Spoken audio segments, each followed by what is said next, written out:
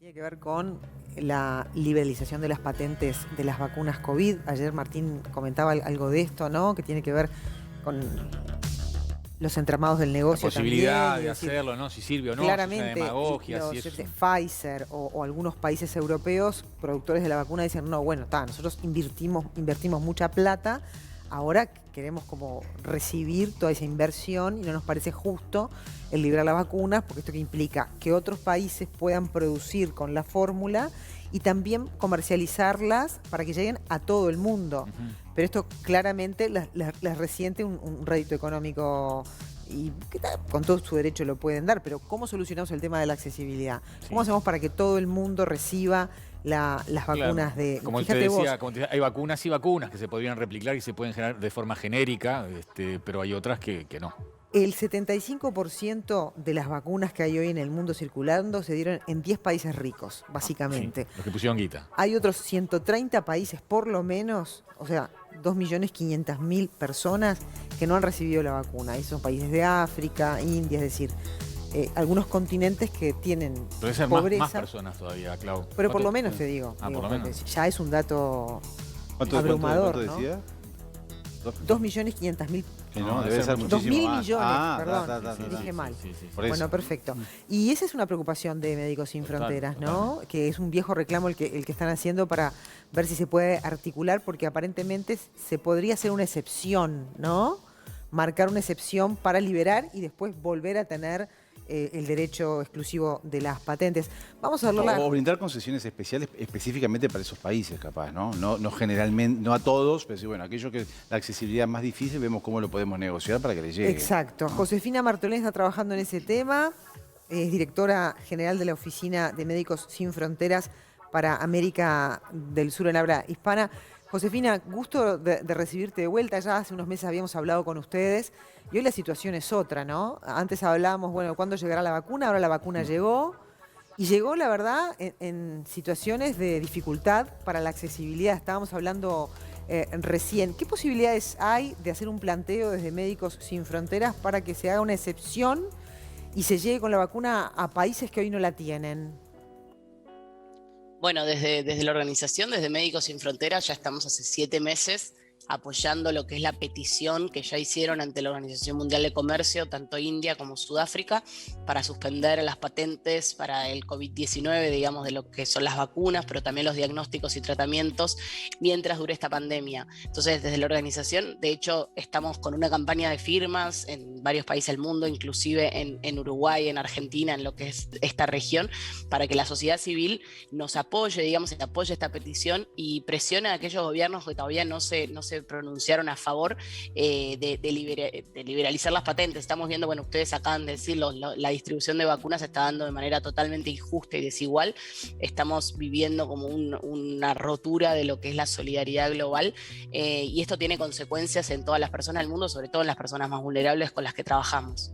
Bien, ¿y tienen ustedes discriminado, digamos, en regiones y por regiones, cómo es esa relación?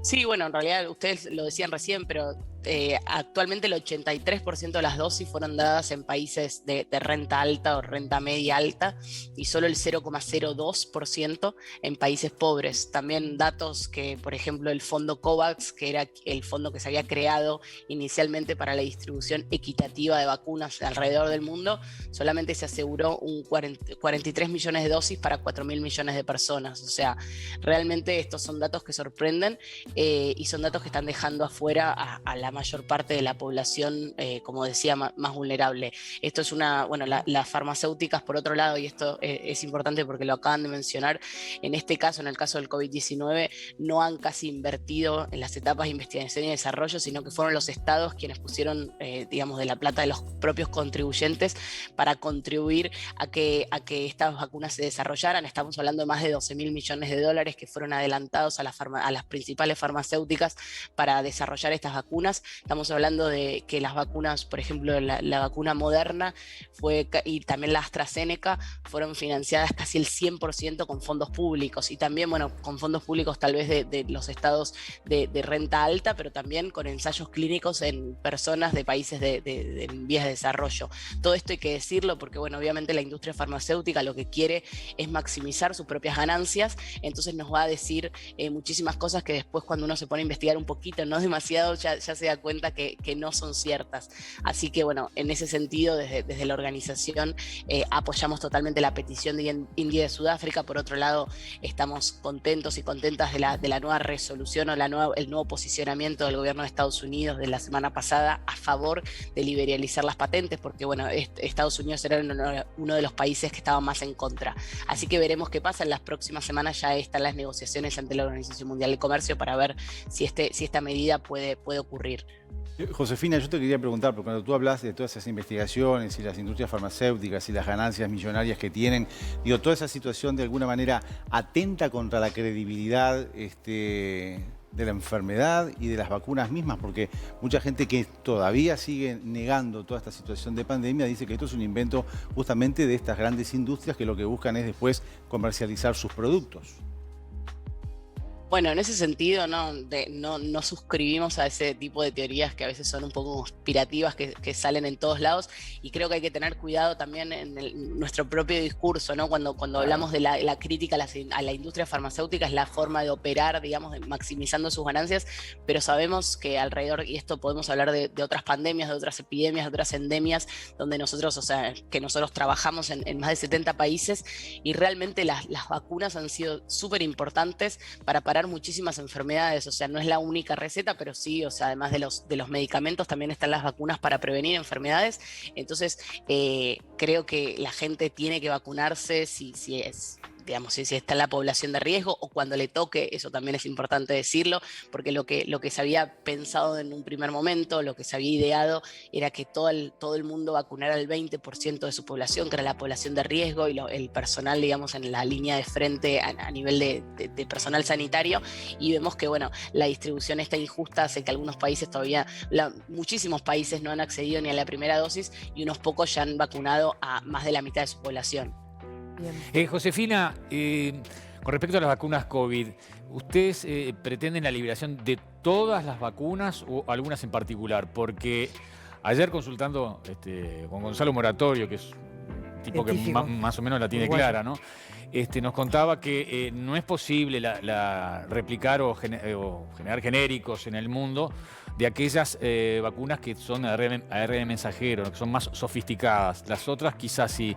O sea que capaz que sería un poco absurdo pedir que se liberen, por ejemplo, la de Pfizer, porque son muy pocos los laboratorios y el personal. Ayer hablábamos, son 86 componentes distintos de 19 países, o sea que, y técnicos muy especializados que se necesitan para ello. O sea que eso lo que fomentaría es que empiecen a aparecer vacunas truchas como ya las hay. Por eso la pregunta es, o sea, la idea es que se liberen todas o algunas. No, bueno, la idea en realidad es que se liberen las patentes, pero de todas las vacunas, pero sabemos que esto, o sea, tiene que venir con una transferencia de tecnología, y sabemos que hay vacunas que van a ser más fácil de replicar en otros laboratorios, que ya muchísimos países ya han dicho que tienen laboratorios con capacidad disponible y con la tecnología suficiente para replicar algunas de las vacunas. No exactamente la de Pfizer, es verdad, pero uno tiene que, cuando hace una vacuna, los países tienen que controlar lo que es la calidad, ¿no? También pueden aparecer vacunas truchas sin que se liberen las vacunas, sí, ¿no? Está pasando. Eso puede ocurrir. Obviamente, aquellas vacunas que sean más difíciles de replicar, simplemente los laboratorios no lo van a hacer, y van a replicar aquellas otras que sea más fácil hacerlo. Nosotros también lo que estamos pidiendo es que los estados se hagan cargo, digamos, y tomen esa potestad y esa responsabilidad que tienen en sí mismos, ¿no? De poder suspender estas vacunas, porque si la pandemia no termina para todas las personas en el mundo, realmente no va a terminar para nadie. Se está viendo estas nuevas variantes que siguen apareciendo, que siguen mutando este virus, y realmente las vacunas al día de hoy siguen siendo efectivas en las nuevas variantes, pero no sabemos lo que va a terminar pasando. Entonces, tal vez al final este virus sigue mutando y no se termina esta pandemia. Bien. Josefina, ¿qué piensa Médicos Sin Fronteras sobre el fracaso del mecanismo COVAX? Y la verdad que es lamentable lo que ha ocurrido con el COVAX, porque era un acuerdo entre todos los países. ¿Y qué es lo que terminó pasando? Que los países, más allá del COVAX, los países más ricos fueron negociando de manera bilateral y secreta con la industria farmacéutica, y bueno, se deshizo, digamos, el mecanismo, o no tuvo tanta fuerza. Como yo decía al principio, el COVAX ahora está recibiendo tal vez donaciones de algunos países, que nosotros también estamos presionando que, más allá de que se liberen las patentes, una solución como más de corto plazo también es que los países puedan donar, pero que donen las dosis que tienen en excedencia. Por ejemplo, Estados Unidos tiene 500 millones de dosis excedentes a lo que es su población, que lo donen al mecanismo COVAX, que no lo donen de un país al otro, porque ahí siguen jugando lo que son los intereses geopolíticos y no lo que es la epidemiología mundial, ¿no? Pero si no tenemos un sistema que pueda garantizar a los ciudadanos del mundo una correcta asistencia y siguen dependiendo de países ricos, ¿qué nos queda para futuro? Es un tanto desolador para los ciudadanos y me imagino para ustedes también.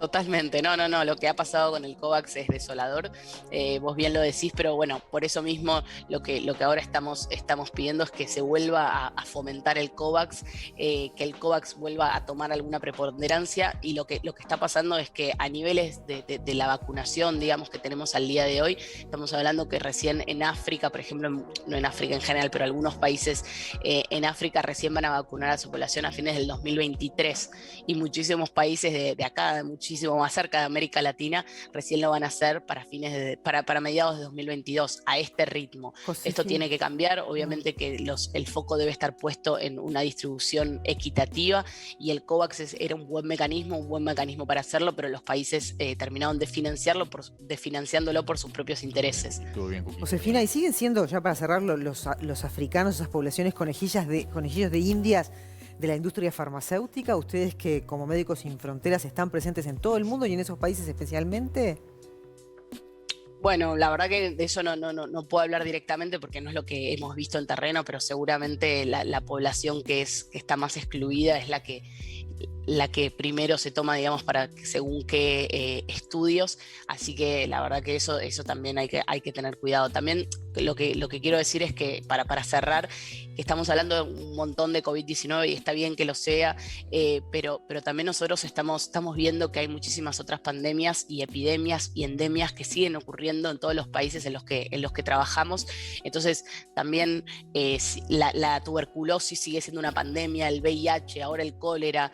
Después hay epidemias de malaria, de sarampión en Congo, de cólera, actualmente de ébola. La verdad que no podemos olvidarnos de todas las otras enfermedades que siguen ocurriendo, y por eso nosotros desde Médicos Sin Fronteras hemos hecho una página, una website, que me gustaría que la gente que estuviese interesada en esto pudiese acceder. Entonces podrían meterse a msf.org.uy,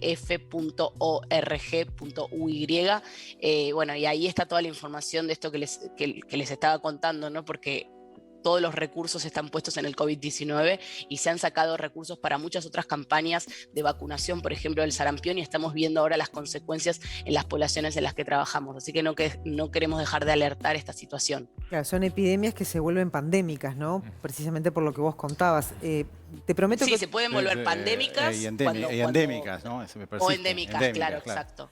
Te prometo que otro día volvemos a charlar sobre estas otras enfermedades que no están siendo tan atendidas en momentos de COVID. Te lo es un compromiso del programa porque creo que es muy importante hablarlo también.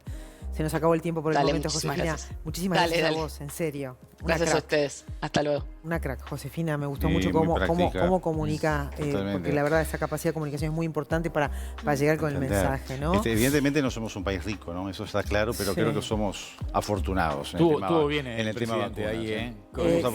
Biden. No, es presidente de la calle, ¿no? En haber salido del COVAX y haberse colado, como decía, si no estaríamos esperando todavía. Estaríamos en una situación dramática. Ahora, no, pensé que decías Biden por lo de las patentes. Biden también, no, Biden pero no. creo que es un cliché un poco lo de Biden.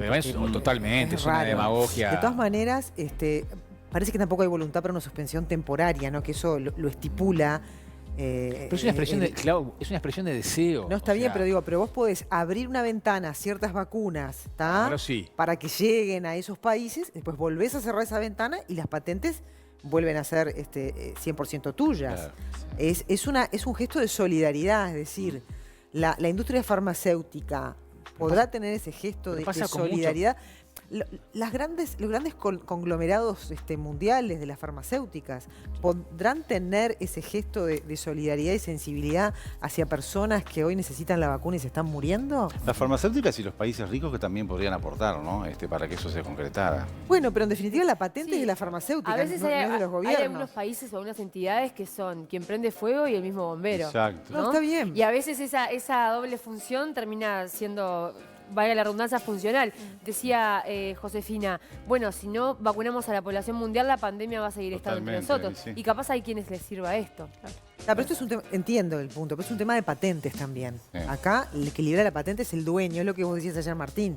El dueño de la marca, de la patente, de El la Ford. fórmula, es una empresa. Para un mí, Martín conglomerado. Fabretti y compañía podría perfectamente comprar Claro, una una patente. patente. Es más, Está nosotros mal. somos países productores de vacunas. De hecho, Orsi propuso utilizar allí un espacio del Parque de las Ciencias. No lo Pero- descartó el gobierno. No lo descartó. Pero claro, pasa mucho Y con los remedios. Sería muy interesante porque si uno mira futuro, vamos a tener que ser productores de vacunas en un futuro, Pero, a como y- se presenta esta pandemia. Sí. Es muy importante Pero, tener esa posibilidad. Claudia María, también, ¿no? Por eso y por otras que van a surgir. Pasa, Por eso. digo, la última peste que tuvimos fue el siglo pasado, ¿no? Pero además me imagino la gente que ha puesto guita acá en esto y dice, bueno, si me liberan la patente y yo que invertí acá, en la próxima no pongo un mango. Pero digo, sin ir tan lejos, que Dani Doc debe saber, con muchos medicamentos oncológicos que no se liberan las patentes y que no existe un genérico, valen mucha plata.